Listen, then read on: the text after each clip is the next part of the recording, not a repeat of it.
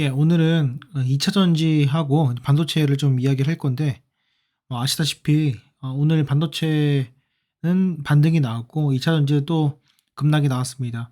제가 주기적으로 계속해서 말씀을 드렸지만은 많은 분들이 이제 비아냥거렸습니다. 어쨌건 제가 그거를 말씀드릴 것이 아니라 지금이라도 이 2차 전지 종목을 가지고 계신 분들은 최대한 비중을 줄이는 것이, 물론 내가 손해를 많이 봤기 때문에 그 비중을 줄이는 게 쉽지 않을 것으로 생각이 듭니다. 하지만은 그런 것보다는 우리가 조금 더 객관적인 생각을 좀 해야 된다라고 말씀드리고 싶습니다. 제가 오늘 이 영상 왜 말씀을 드리냐면은 2차 전지를 가지고 계신 분들은 2차 전지만 보시고요. 반도체를 갖고 계신 분들은 반도체만 보시기 때문에 이 두 개의 관계를 좀 보시는 것이 힘듭니다. 그래서 오늘 그걸 대신해서 말씀드리는 거니까, 일단 보시면은 오늘 코스피랑 코스닥은 뭐 강보합, 약보합 이렇게 마감을 했습니다. 제일 중요한 거는 뭐 삼성전자도 급락을 했고 뭐 반도체도 급락을 했지만은, 본질적으로 다른 것은 2차 전지 같은 경우에는 배당을 할 수 있는 종목이 거의 없다고 보시면 됩니다. 반면에 반도체 종목 같은 경우에는 배당을 할 수 있는 기업들이 그나마 꽤 있습니다. 특히 대형주 같은 경우에. 그렇게 놓고 봤을 때 우리가 주가가 똑같이 하락을 했을 때 많은 투자자들이 보는 것은 배당 수익률인데, 이 배당 수익률이 지금 얼마큼 되느냐가 중요한데 2차 전지는 그게 가늠이 안 된단 말이에요. 그래서 주가의 하락을 막을 수가 없습니다. 또 하나는 2차 전지 같은 경우에는 지금 제가 매달마다 그 수출입 동향을 말씀을 드리는데, 거의 1년 반 넘게 개선된 여지가 없습니다. 반대로 반도체 같은 경우에 개선된 여지가 있습니다. 그런데 한국 증시에서 주가 지수를 갖고 노는 경우가 있죠. 그거는 아시다시피 외국인들이 선물 옵션을 가지고 장난질을 칩니다. 놀이터입니다. 그런데 그 장난질을 쳤을 때 가장 덩어리가 큰 것은 반도체고요.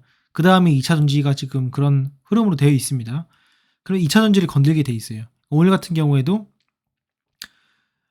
2차 전지를 건드렸고, 결과적으로는 건드렸을 때 이게 공매도를 치지 못하긴 하지만은 그래도 뭐 암암리 공매도를 치기도 하고, 그리고 떨어졌을 때 그거를 살 만한 근거가 있어야 되는데, 그 근거가 아까 말씀드렸던 수익률이나 이익, 그리고 배당 수익률입니다.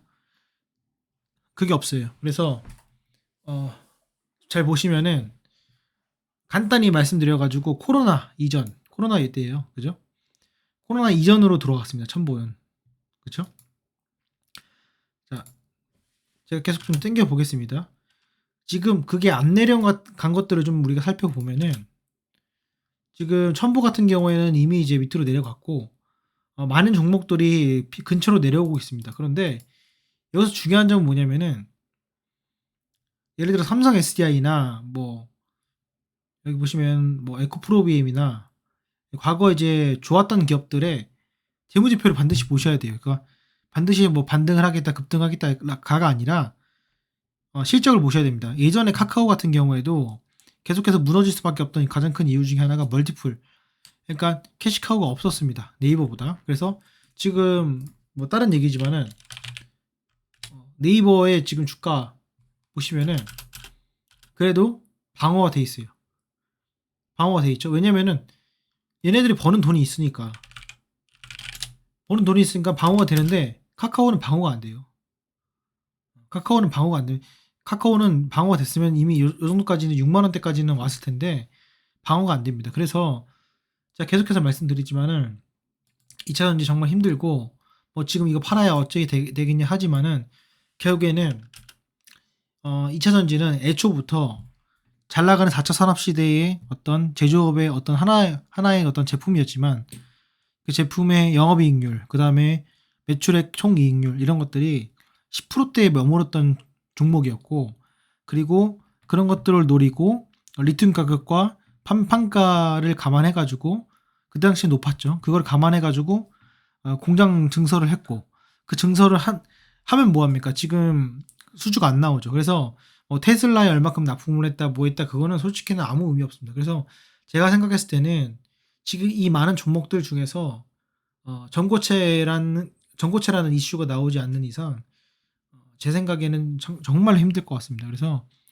여러분도 이제 아시겠지만은 많은 이제 2차 전지 기업들 그리고 1차 밴더, 2차 밴더들이 상당히 그 고전을 면치 못하고 있고 그리고 뭐 강제로 휴동을 한다든지 강제로 휴가를 간다든지 그런 경우가 상당히 많이 있습니다. 그러니까는 이 점들을 여러분 참조하시고요.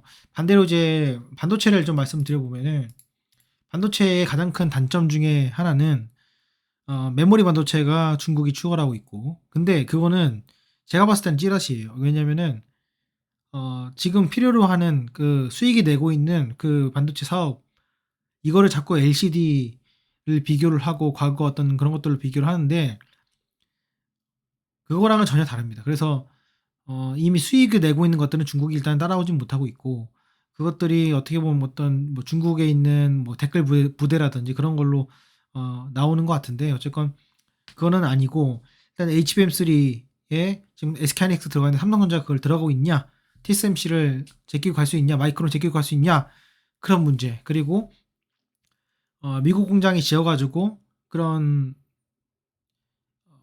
투자 대비 이제 수익률이 나오느냐, 보조금을 제재하느냐 안 하느냐 이런 것들의 이슈가 있어요. 그러니까 이거는 어떤 그 사업적인 측면에서 정치적인 이슈가 분명히 들어와 있기 때문에 그런 부분과 봤을 때는 2차 전지처럼 다른 얘기다. 2차 전지는 트럼프의 정치적 이슈와는 전혀 무관하게 이미 예전부터 몰락하고 있던 산업이었습니다. 그 2년 전부터.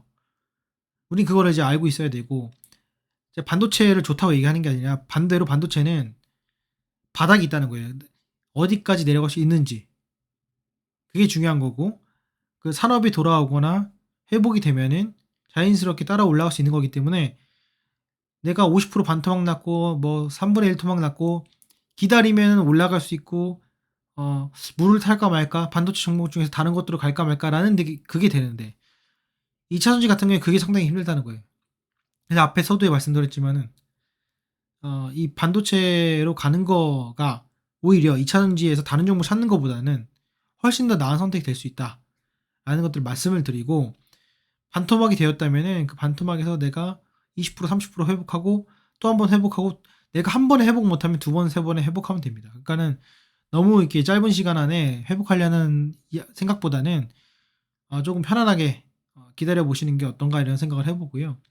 그리고 마지막으로 좀 드리고 싶은 말씀은 지금 힘든 시장이고 장인데 어쨌건 이런 판단으로 인해 가지고 여러분들이 바로 뭐 다 팔아서 비트코인을 한 방을 누린다든지 아니면은 미장으로 가서 뭔가 새로운 것을 개척해 본다든지 이런 것들은 투자금이 작은 이상 상당히 힘들 수가 있습니다. 그러니까 섣부른 판단보다는 우리가 좀 더 내가 처한 상황에 어떤 게 문제점이고 어떻게 내가 조금이라도 10% 20%라도 내 자금을 늘릴 수 있는지에 대한 고민을 해본다면은 조금이나마 도움이 되지 않을까 생각이 듭니다. 어쨌건 이 점 참조하셔 가지고 투자하시는데 도움이 됐으면 좋겠습니다. 마치도록 하겠습니다. 감사합니다.